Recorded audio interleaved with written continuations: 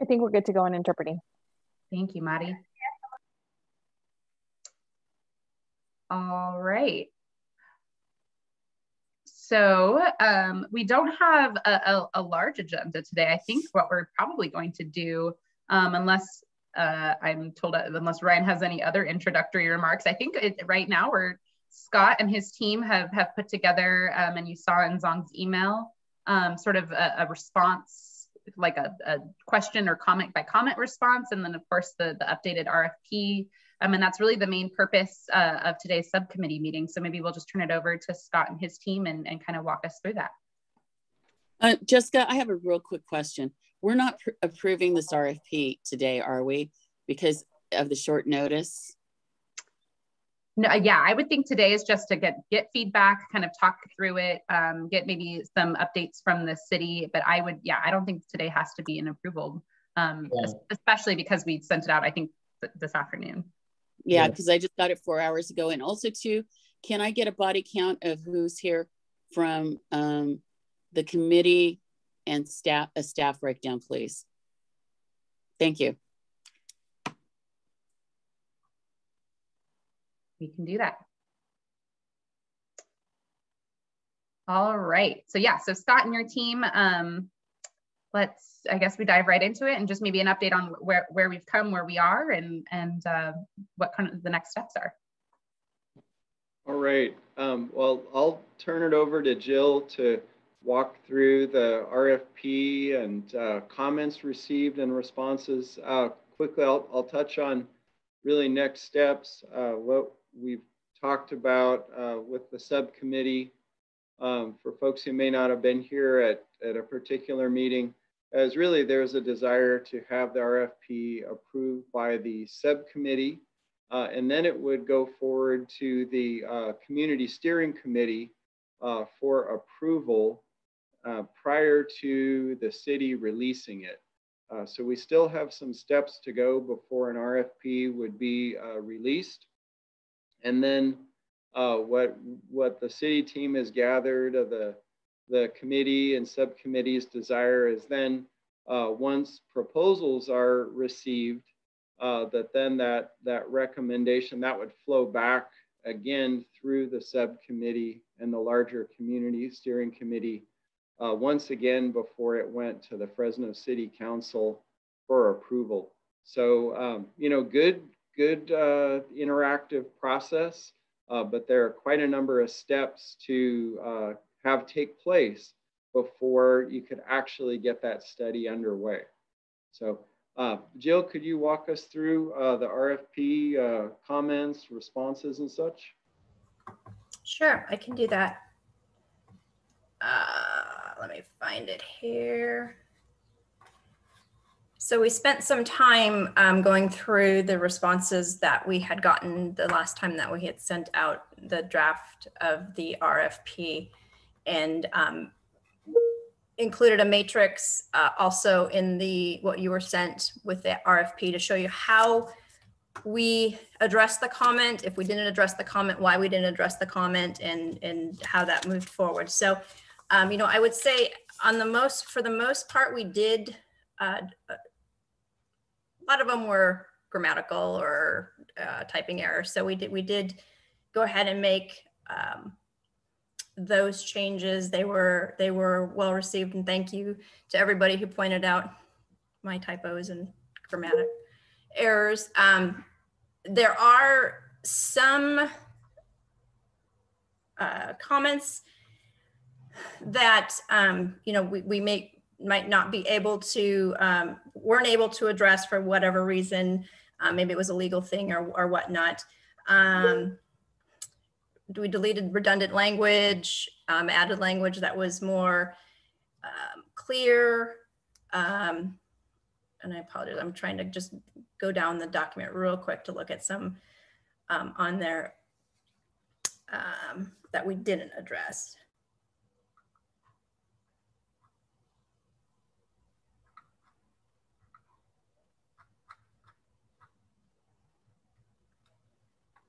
And Jill, maybe if you wanted to share your screen just so we can kind of see which ones we might be referencing, that'd be great. Thank you. Yep, I can do that here.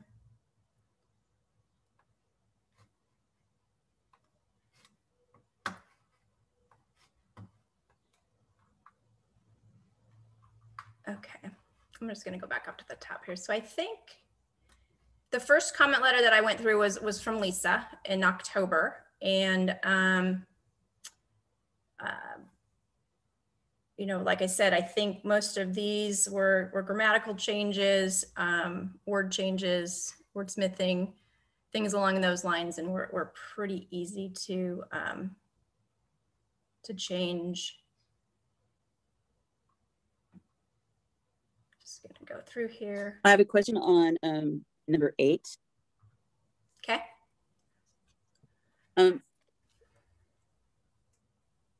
Are we thinking about as a committee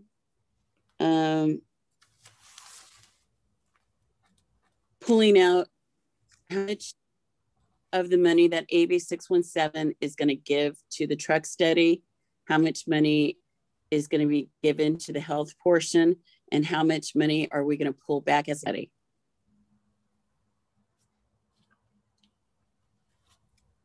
I think we need to do that.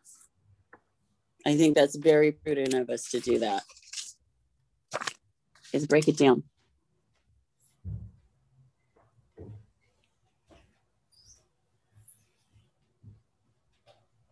So maybe if you can, and I don't know, you kind of cut out, maybe you didn't cut out for everyone, but you did for me. Can you just kind of clarify again when you talk about pulling out the money? I think and maybe Jill or Scott, you can kind of explain a little bit more about this, the response from the city on how the narrative would be revised to indicate that there is commitment to fund the health study that would be part of the total package of the funding.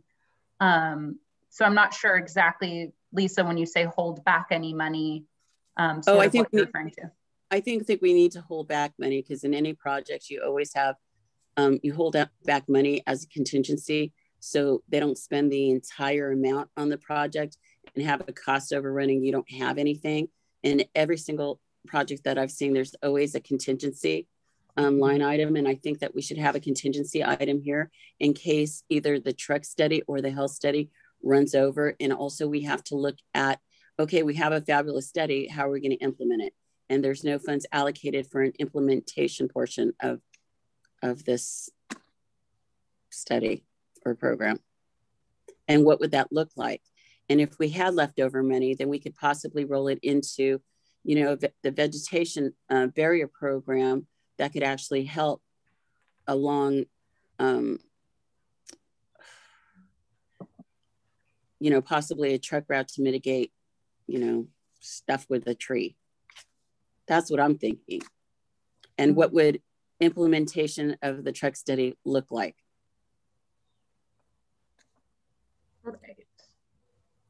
Right. Does that make? Yeah, I think that makes sense, and I tend to agree. At least, you know, in so much as the RFP is, and how much is, what is for the truck study, what is for the health assessment.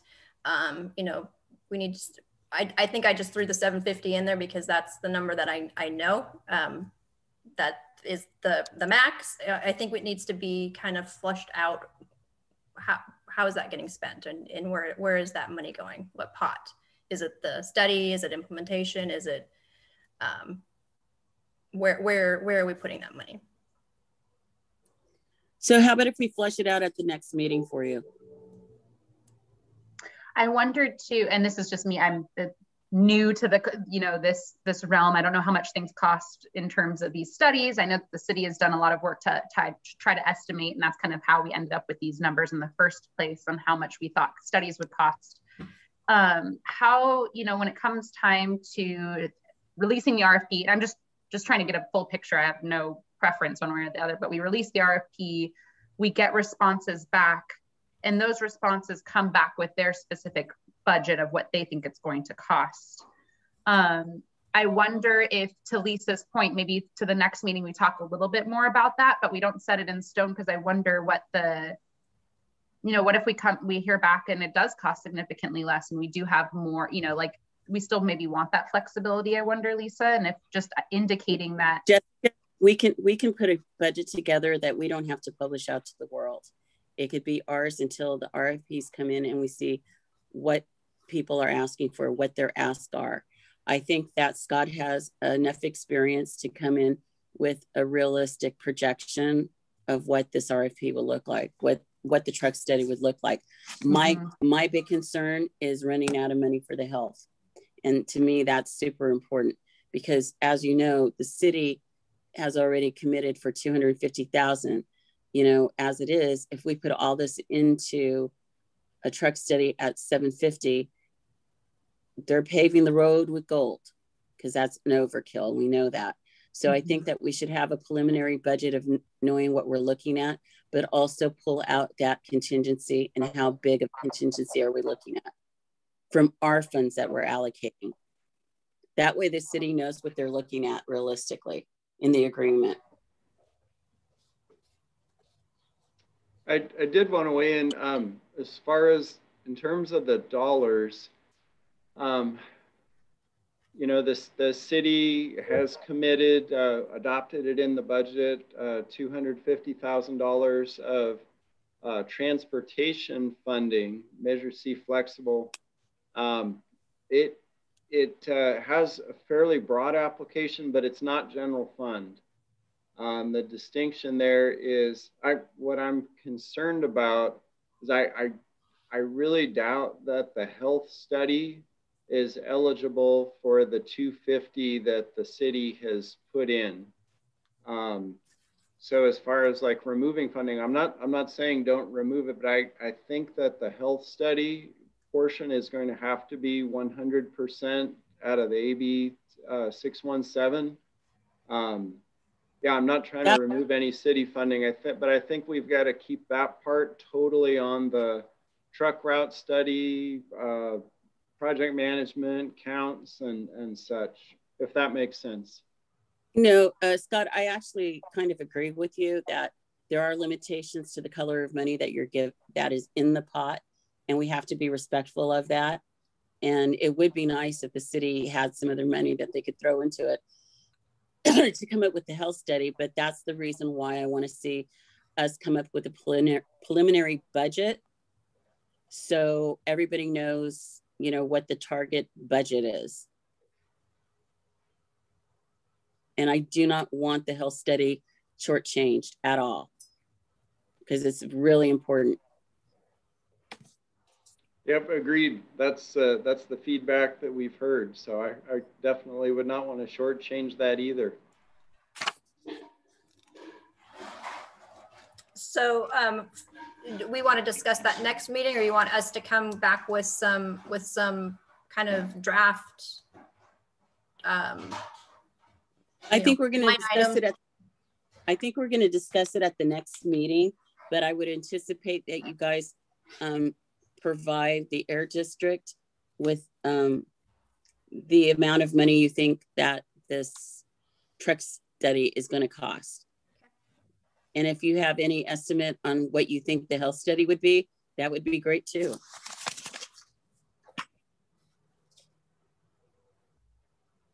The other question, I'm sorry, are we done with that one? Yeah, go ahead. I'm just writing down. Oh, okay. Just said so. Well, I don't want to overstep. No, go ahead. Then the next question I have is on number 25, because you know when I read this, I was like, this sounds so familiar. Who wrote all this? I didn't realize I wrote 6 pages. On number 25, in the 3rd paragraph of the steering committee, I would like to see the breakdown of the new steering committee. It's made up of community members, business owners, and other applicable agencies. I need that to also be that the committee is divided in half, since we're coming to the table with money as well. And the reason why I want it 50% AB 617 folks, 50% city folks.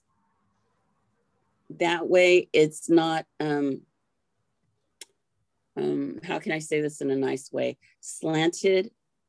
I mean, you really have to, you know, include the 617 folks in there. So half the steering committee needs to be made up of us. If not the majority, I would love to see the majority. Would the city be amenable to that? So let me tell you my thoughts when I was when I made the comment. So and I'm thinking of past studies that I have done. So I'm going to throw out the ATP because that's something that we've done, you know, in the last few years. And we do have a very big steering committee. You know, we reached out, that was pedestrian and bicycle stuff, infrastructure, education, safety type of things. And, you know, we reached out to you know, the school districts, the hospitals, the bike and ped groups, community members that we knew that were interested in bike and ped type of issues, you know, and kind of let that process of the steering committee just kind of evolve based on the interest for that. So that was my thinking behind that. That's not to say that that has to be how it is done, but that has been my experience with other steering committees and how they have come into being. I don't, gosh, for the steering committee, 50% city, I don't know. I guess if there's only 10 of us, I don't know. I mean, total steering committee members. I don't know what the thoughts are on that. I would like to hear what the break.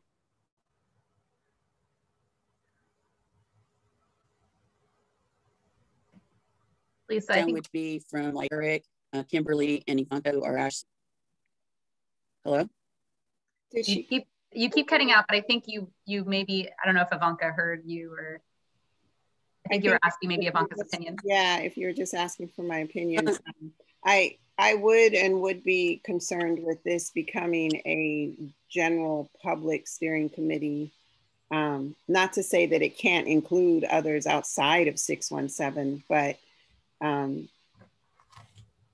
if you're, even without knowing what the actual percentage makeup, like you just said, Lisa, I would be concerned if this became heavily weighted by developers, what we're seeing already happening in South Central Fresno, versus if the majority of this funding, how much of the funding, is it 2/3 coming from from 617 funds, then the majority should be held by steering committee members and public people already, community members already involved in 617.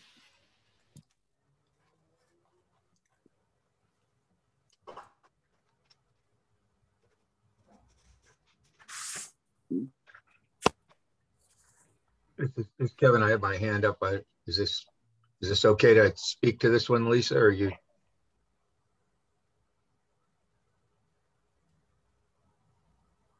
Go ahead, Kevin. Jump on in. I'm not, oh, by the way, you guys, I'm not facilitating. Yeah, I think Lisa, yeah, sorry, you keep cutting out. Okay. Lisa. Kevin. So I think this is a tough one, because the question becomes, what's the steering committee role versus who's doing the work? So, and Ivanka, Lisa, please, we didn't have a chance to meet prior to this meeting, but I had always envisioned the steering committee as providing oversight. I mean, you know, this would be the 617 core group, the committee that's been working on this, who are able to do that, and other 617 CSC members would be the core and the majority of the steering committee, because it's a 617 project. This is where the money comes from, right? I assume that you would have staff working on this you wouldn't be on the committee. Why would you? That wouldn't make any sense to me. That the city, I guess the city could have a liaison member who's on the steering committee as sort of a communication, you know, in sort of that role, but the rest of the work is being done by various groups, the health impact study group, the transportation impact study and planning group. That those folks are all going to be in a lot more technical side, and they would be presenting their work to the steering committee, and the steering committee would be giving them feedback on the project. And you know, if that's acceptable, or no, we need more focus here in this area. No, you know, why haven't you moved that route here? We don't think your rationale is strong enough. You know, you need to come up with something better than you just don't like it, or that person that owns that warehouse is being is stubborn. So I think there's a question in my mind then as to the role of the steering committee. I think it should be, again, an oversight group that's keeping a hand on this thing and making sure it's going where the CSC wants it to go, the total CSC, and 617 needs it to go. Is there any thoughts on that? This is Scott Mosier. I just wanted to weigh in. Maybe we need to rename this particular group, because I think what we're thinking is that any kind of effort like this is really going to need maybe we should rename it a technical advisory committee, because there would need to be a series of working meetings where the consultant presents data. We need Fresno County Public Works and Planning to be part of that. We need Caltrans to be part of that, affected property owners, the school district, as far as any changes. Because, for example, let's say that there's discussion about let's eliminate a truck route in the city of Fresno and detour those trucks onto county roads. Well, the city doesn't have unilateral ability to do that. And the county staff are going to have to weigh in, and maybe that involves a county board action at some point in time. Or Caltrans, maybe, they'd weigh in and say, well, wait a minute, we designed this facility to handle this level and you want to move it. So that's kind of the purpose, not to direct the consultant, but just really it's like a working group for, meetings, sharing of data, receiving concerns. So it almost sounds like there's a role of the steering committee or the subcommittee, who we are here today, versus like this technical advisory committee. So no doubt you need a tag or tab. There's no doubt about that. I mean, you obviously have to have a technical advisory group here. If nothing else, to translate some of this stuff, make it useful for members of the steering committee who aren't embedded in this world. So I heard loud and clear earlier the idea that, the transportation planning as it's gone, requires all these different people. This is kind of a new animal. This isn't really that exactly. And I think that's the interesting part of this. And if I was somebody who did this for a living, I think, wow, this is really interesting. I want to be in on this because it's different. It's not your standard. We're going to create, a transportation plan that we're going to send to the county to put in the RTP and move it forward. It's different, right? It's not the same. And I think that's part of what the contractor here, the consultant's going to have to be able to illustrate that difference. So I think a steering committee for the consultant is pretty appropriate here, and a tag maybe to when the consultant has questions like you're talking about. So where's the authority lie here, so that the steering committee can understand that. And so that would be a role for a technical advisory committee at that point. Somebody's got to be steering the ship at some point is the way I look at it. And this is 617 money. It's a 617 project.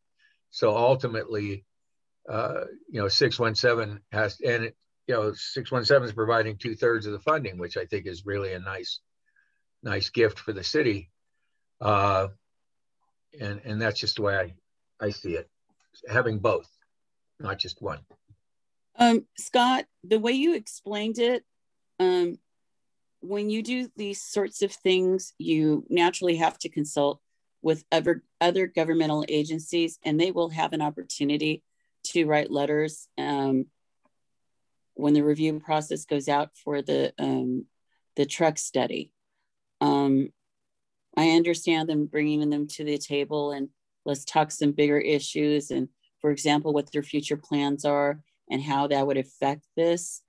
but I kind of have to agree with both Kevin and Ivanka now, that it really should be our committee on here. No independent committee, because we've been vested in this for so long and know and know what we're doing from day one.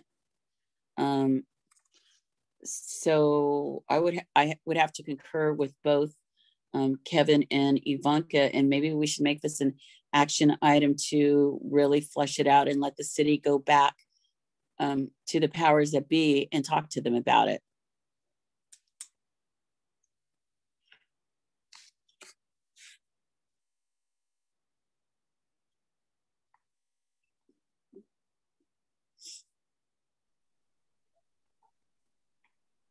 That's all I got to say. Thanks, Lisa. I don't see any other hands, so I don't know if Jill wanted to keep going, if you had other comments.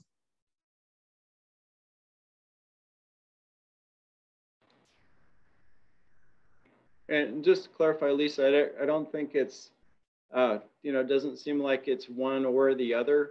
As Kevin, you shared, you definitely need a series of meetings, with the other agencies who do have jurisdiction over that.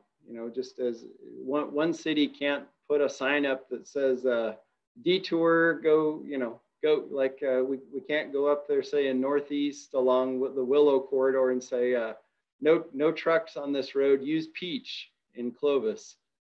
We can't do that. So they've got to be part. We're not saying direct the consultant or direct the effort, but it's just like a technical series of meetings to work through that. Considerations, what does the data show?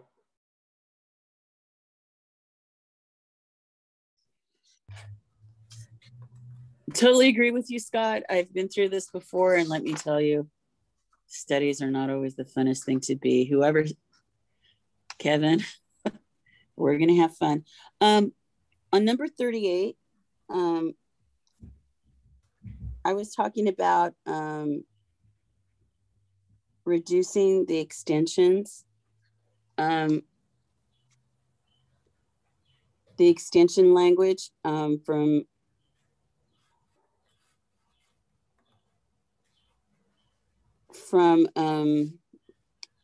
basically to allow up to 3 years of an extension on this contract. Because when I hear extensions that long, I hear we need more money. And we have a finite amount of money, and we have a finite amount of time to do this in. And I really would like some very short of language, because how long does it typically take to do a truck study? I mean, they're going to pull the old one off, look at it, and go from there. I don't anticipate, the actual study. Really, the thing that's going to take the most work is, and the longest, is going to be the community outreach. The study, once we collect the data, and if that's all that we needed, we could wipe that out pretty quickly. But the organizing and meeting with community members, and that's what's going to take the long time. That said, I still don't know that anything more than 12 to 15 months would be the max for a study. I'm really thinking more around 12 months. People start to kind of get burned out after a while and forget what you're there for, and so trying to keep it a tighter schedule and more concise is beneficial to. Does your 15 months also include community feedback and outreach? That would include, that would include everything. Like I said, the truck, the data part, and the looking at the actual like physical conditions and things along those natures. The kind of the hard part of this, the hard not hard difficult, but the hard part of the study isn't going to take a lot of time. Most of that year is going to be involved in community outreach, community commenting, community, just the community side of everything. So basically 2 years would wrap it up without an extension. 24 months? I think 2 years would be too long, but like I said, I think 15 months is probably on the long side of the study. Until you get to the health aspect, because we're doing something that hasn't been done before.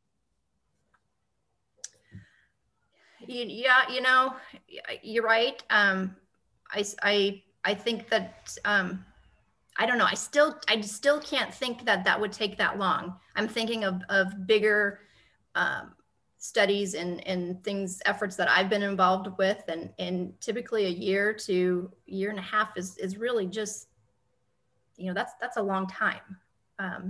Okay.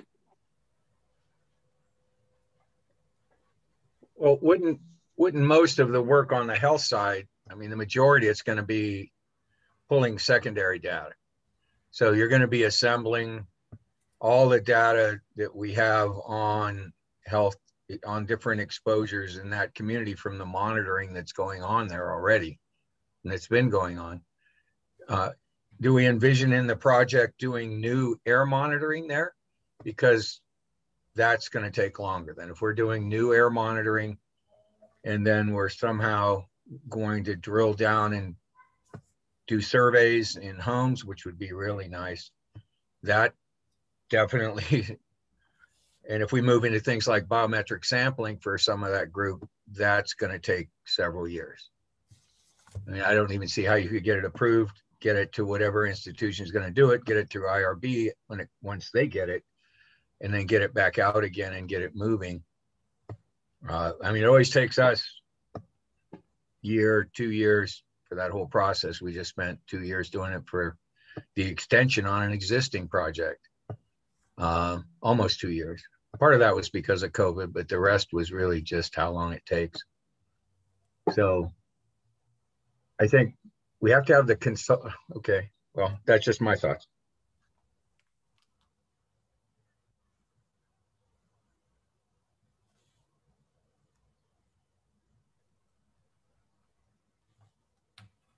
I think we should discuss the timeline. And is Lisa on? Dr. Curry, can you give us? Sorry, you keep cutting out a little feedback? bit. Yeah, if all we're doing is assembling existing data, Dr. Curry, then it's a whole different ballgame. So that can be done fairly quickly. But as soon as we start interacting with members of the community in a study, different rules apply.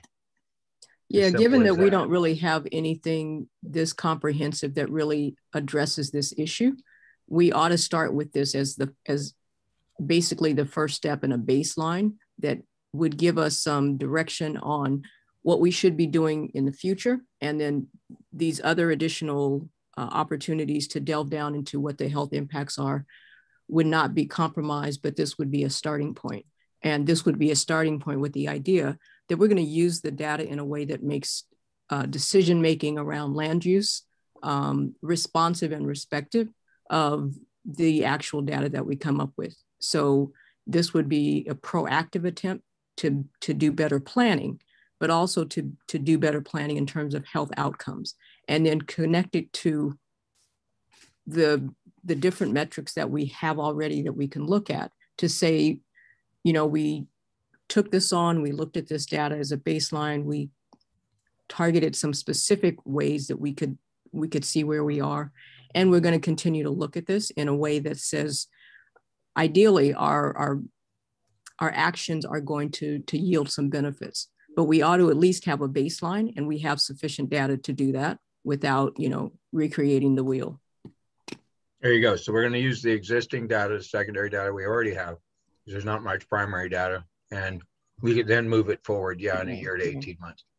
Mm-hmm. And maybe create an actual methodology for moving forward based on the information we have here for the next step. Yeah, and be thinking about how, I'm sorry. I'm sorry, and be thinking about how does this get incorporated in a planning process that makes sense.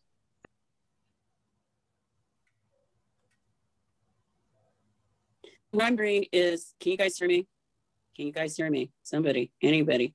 Yep. Yes.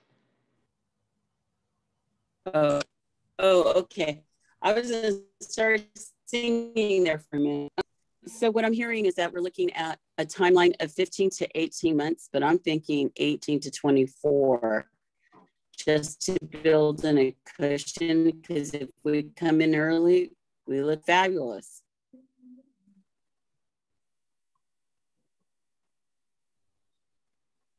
Or would people be more comfortable with 15 to 18 months?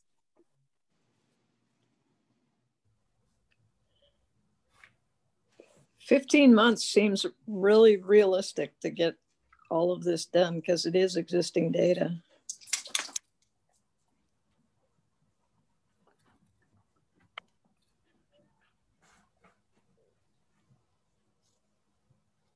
Is anyone opposed to maybe Lisa's idea of the 24 months just as that buffer and go from there? Understanding that 15 is probably all it's going to really be.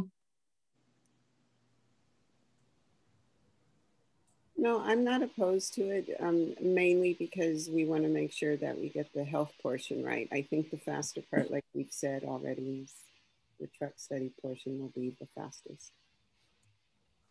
Awesome. I see Bill's hand. You know, one comment, if we make this too long, as far as, you know, with zero emission truck rules coming into play, you know, like now to 2024,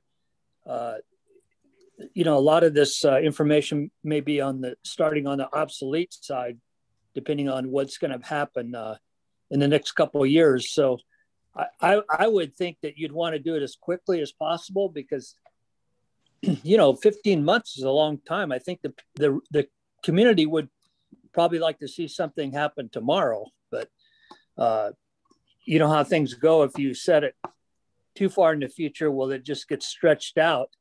And with changing rules and some of the planning, like I would like to know maybe from Scott if he knows. We had Caltrans at one of our meetings about a year ago where they were going to radically enlarge the interchanges on North Avenue, Central Avenue, and American Avenue.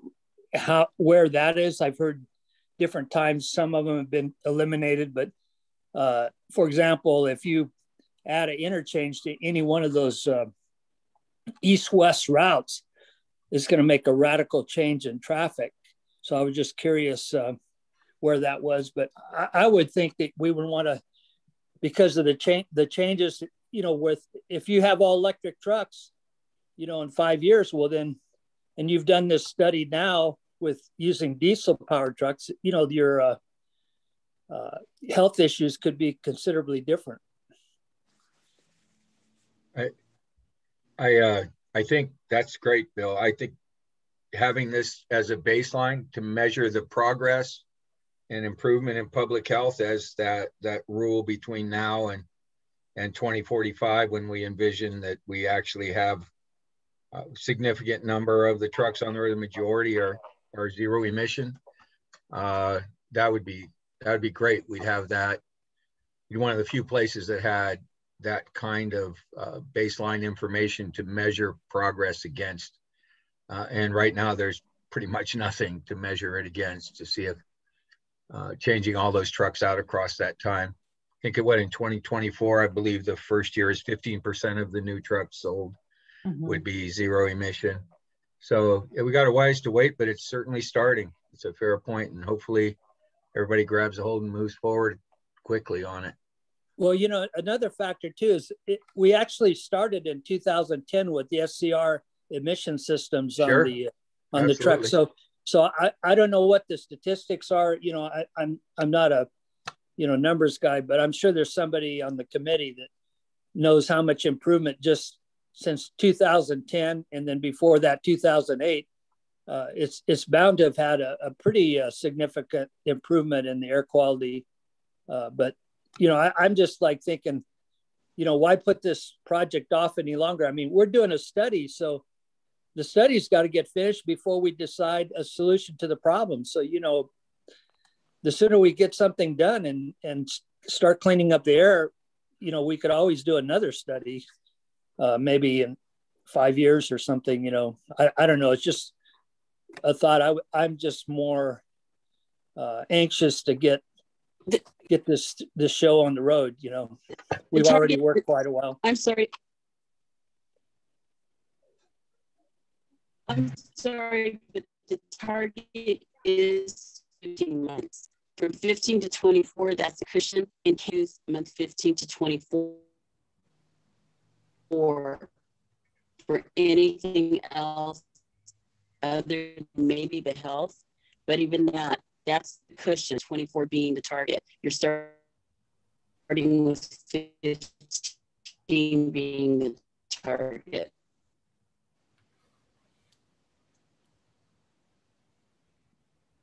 So maybe, I don't know if Scott had any comments, but I see Janet's hand is up after, if you had any responses to some of that. Oh, thanks, Jess. I just wanted to quickly say that, you know, a lot of the things in the health study, although very important and are very significant, a lot of those things are not essential for an ordinance change in the city.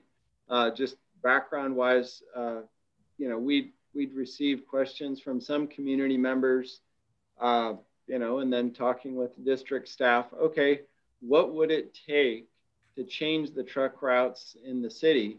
And what we shared is, well, they're adopted by ordinance, and to modify that ordinance really means there needs to be a CEQA document to go with it. The obvious question is, what is the new route, right? Some old one is going away. What is the new route? And, you know, as we discussed further, we really need a very robust community engagement process. You know, everyone's informed, good engagement, and also to resolve some of the conflicts. We have, we actually do have dueling proposals that have been received, and we need to work those out. But there are a lot of things in our current scope that are beyond the bare bones we'd need for just what does it take to change a truck route. So as far as like changes in what the emission rates are for diesel trucks or electric trucks, that's great. That's really good to consider. But for purposes of just changing the truck route map, we don't need to worry about that from a timing standpoint. Thanks, Scott. All right. Janet put her hand down. You didn't have anything else, Janet, to add? Just want to make sure I got you. No. A bunch of the trucks in that area are actually converting over to CNG. So that's another reason to get moving, to get progress, to make the air quality better instead of stretching it out. But it's just my take on it. Hey, this is Eric. Oh, go ahead, Eric. Sorry, I was going by hands raised, but I think Bill's might just be still raised. So go ahead, Eric. Oh, okay, yeah. Thank you. I would just add that I'm not impartial one way or the other on terms of the timeline. I've actually done performas for other municipalities relative to an overlay or their assessment and compiling the data. I know it doesn't take long, but I would just add that no matter what, if it is a 15-month window or a 18-month window, that the city has a legal obligation to update the general plan to meet the environmental justice element component of it. So to a degree, I feel like we will be revisiting this conversation again anyway, and they will have to update whatever performa is needed at that time. So that's all I would add to it.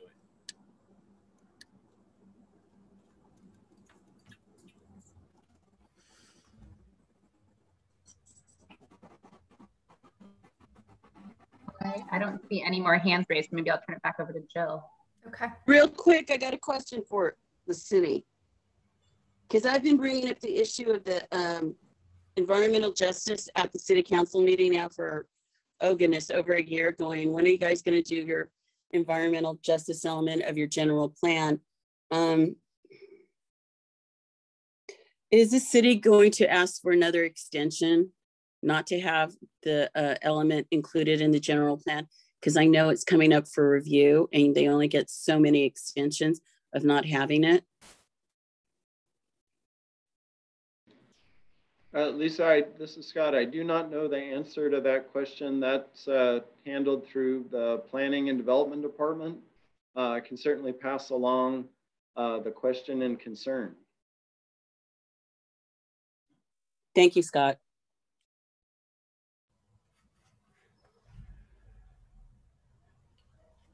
Okay. The last question I had was actually on 41. 41. Real quick. Okay. When are we going to see the language? Or is there anything to see on this?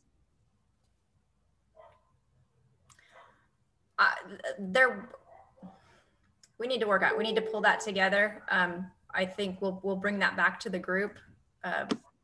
Similar that we're working through this the RFP.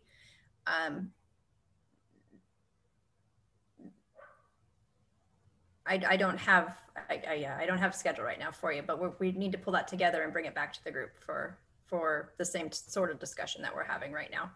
And when do you estimate us seeing that language?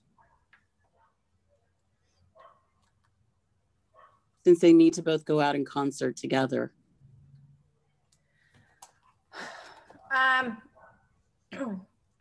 Shortly. I don't expect the health assessment scope of work to be as robust as this RFP, since we are looking at using, like a Fresno State or UC Merced for their services. I think if this is a 40-page document, this might be a smaller, more concise document.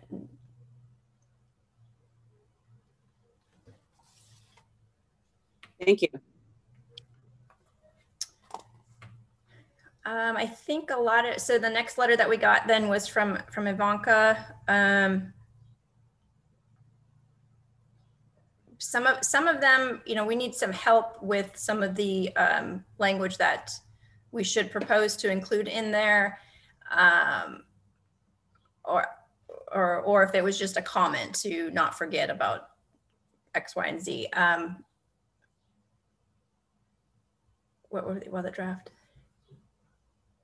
I'm also thinking about this, like, while I want that included, you don't want to give away all the importance of the RFP, because then it will make it harder to know when it comes choosing one of these consultants who best knows the community, who has best done the research, right?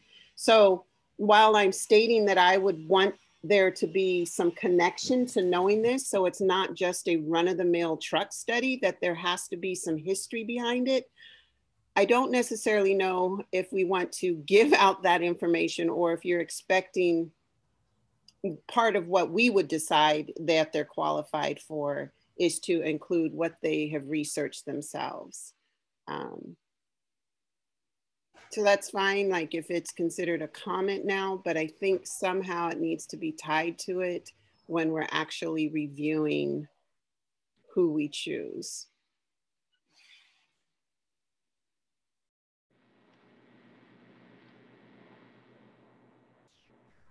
And I'm sorry, I was on mute. Everybody's coming home from school and work right now, so I was trying to save you the ice machine noise.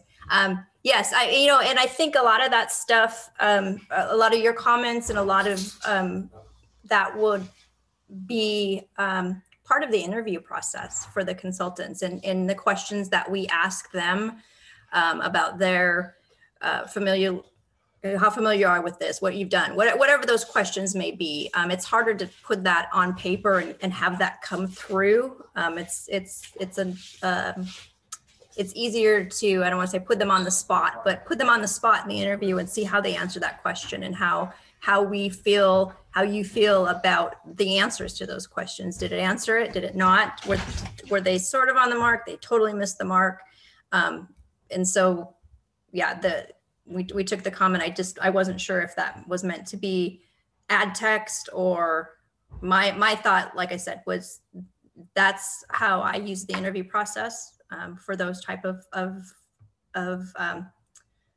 gut reactions to who's proposing and what they are proposing to do.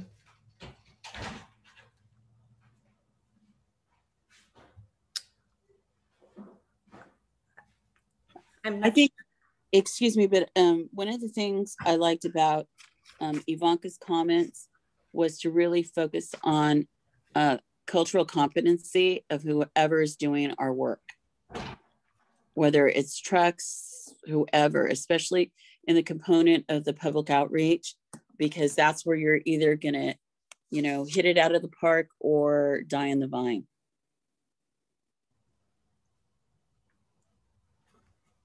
So I hope whoever interviews, are really focused on cultural competency, because, in this committee, we had an incident at the very beginning where we were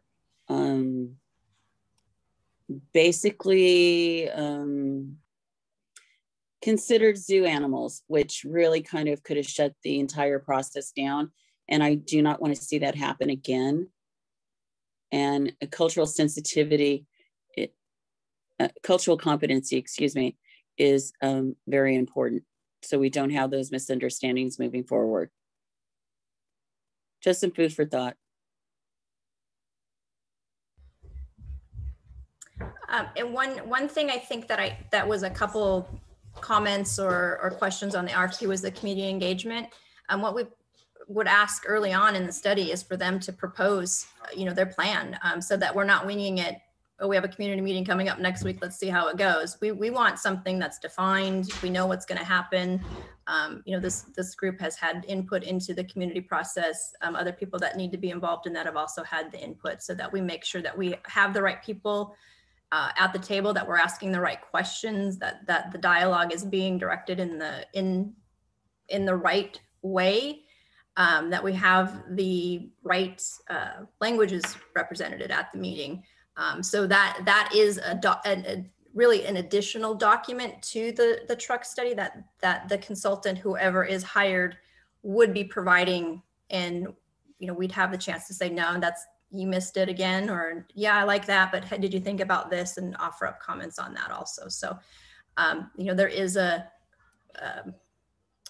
separate document that is the community engagement strategy that would be done early on by the consultant to propose how they are going to conduct the community engagement portion throughout the study.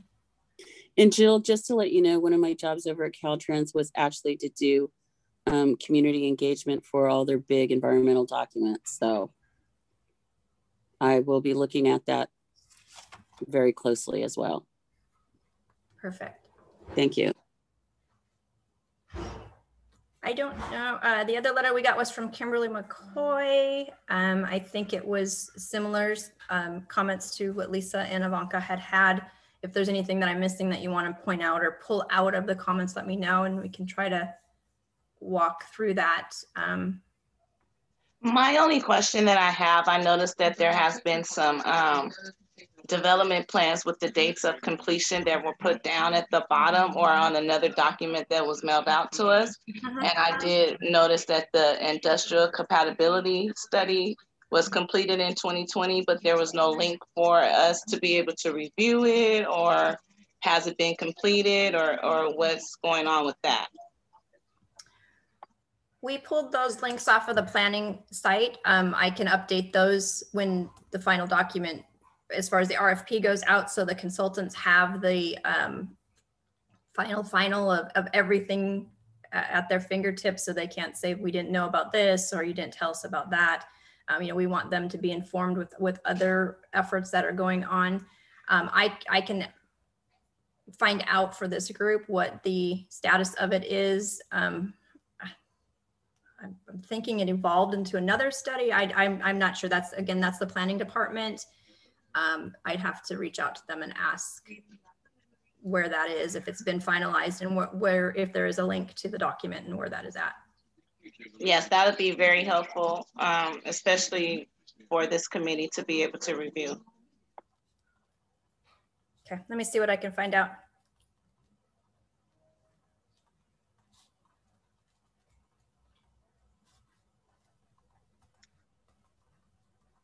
All right. It is 5:59. And it looks like maybe the perfect timing in terms of ending your document, Jill. Thanks. Yep, I think that's it. All right. Well, thank you all for being here. You know, it looks like, of course, we had time just to go over the comment response. So we'll definitely get, you know, RFP approval is definitely not happening right now. And it sounds like there's a lot of good back and forth and some action items for the city to take care of before our next subcommittee meeting. So what the district has continued to do and will do is we'll work with the city on finding a good date that works for them, that gives them enough time to address those action items. And then you'll probably get a doodle poll from Zong to set up our next subcommittee meeting. And then we'll go from there. And then I imagine, Jill, any of the language or anything that we'll want the committee to take a look at, as always, you guys will get it to us and we'll get it out to the committee ahead of the meeting. So that'll probably be factored in just so everyone knows on sort of the timing for the next subcommittee, I imagine. I have something to pitch to you guys. I got 2 emails from other things I'm doing who've literally booked me into June. And I'm wondering if we could have a preferred day of the week to do this. So we don't have any conflicts with our dates. Because what I'm finding is when we get, as every spring, there's lots of meetings. There's the budget meetings that are coming up in June. There's lots of specific plans that are being worked on right now and public reviews that are coming up. So it always seems when it comes to spring, there's lots of community input meetings. And I'm wondering if we could, you know, kind of pick a date in the month that the majority of the committee members can actually attend in May for the follow-up to this.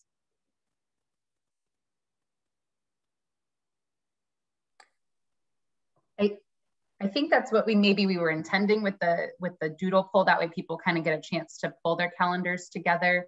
And I agree with you. I think maybe ultimately we probably want more standing updates, but because there's some action items to work on and we don't want to set a meeting and then find that we don't have quite everything together for the meeting. We want to make the meeting as productive as possible. Does that make sense? Sorry if I'm not making sense. You know, sending it out and maybe just working, unless the city knows right now kind of what their time frame is that they'll want to have the next meeting. But I still think maybe a doodle poll. That way those folks that aren't here right now to kind of get a chance to participate and figure out which day works for them. Hey, Scott, what's your time frame? Lisa, I need to ask Jill her thoughts on when we can have a revised document ready. And then, you know, we want to send that out and provide the group enough time to review. Because ideally, I know everyone's pretty excited about being able to move forward. And, you know, we want to get it right and have something that may be either, hey, it's great, motion to approve, or with a couple tweaks, it's ready to go at the next subcommittee meeting. So, Jill, what do you think as far as when we could have something ready to send out? Ready to send out or ready for the next meeting? Oh, ready for the next meeting. Ready to send out in advance of next meeting. You know, how many weeks do you need? Give me a ballpark. I need probably 4 to 5 weeks. So you're talking June. I'm talking the last week of May, first week of June-ish. right in there somewhere. Let's go the first week of June. Okay. I don't have anything planned that far. Literally, guys, you do not know my May is like hell. Sounds good. I'm free the 2nd. I'm not. Jess, I'm wondering if it would be appropriate to send out a doodle poll with kind of that approximate date range in mind. Yeah, I think that's great. Yeah, I'm seeing nods from Zong and Heather. We'll definitely do that. Do it for the week. Do me a favor, seriously. Do it for the week of the 7th. Because the only thing that's there on the week of the 7th, I think, is the start of budgets, but that's during the day. What if we pick a couple days in the week of the week before that, the first week of June, and a couple the week after, and then just see, maybe it's there's, you know, I can't, literally the only date I can do it is on the 2nd. And that week tends to also be graduation. So if anybody has graduations. Yeah. So. Yeah. Well, I think the doodle poll certainly will tell. So yeah, week of the 7th sounds like maybe the range that we'll start with. We'll see. Yeah. And what if that doodle poll we find out that there's only like 2 people that can even make it that week? Obviously, we're not going to meet unless everyone can. The majority of the group can be there. So we'll make sure we find a good date. But that sounds like a good time range. And it sounds like we'll have a lot of great feedback from the city by then, and we'll get a chance to get some stuff out to everyone. So. Yeah, because I'm literally, that's the only week that I don't have anything for. From now till then, actually. Busy. Yeah, it is a busy time. It's a planning, let's have meeting season. Yeah. I think we need to reschedule Christmas. The forced break. Okay. Thank you for your comments, Maddie, for putting that in the chat. All right. All right, unless there's anything else really quickly to add, we will follow up. Obviously, we will see all of you at several other meetings, I'm sure, in between now and June, but this particular subcommittee will meet sometime in June, and we will follow up shortly to make sure that's scheduled well ahead of time. So we'll follow up this week with those dates. Thank you, everyone. Thank you. Awesome. Thank you. Thanks. Take care. Bye. Thank you. Have a nice evening.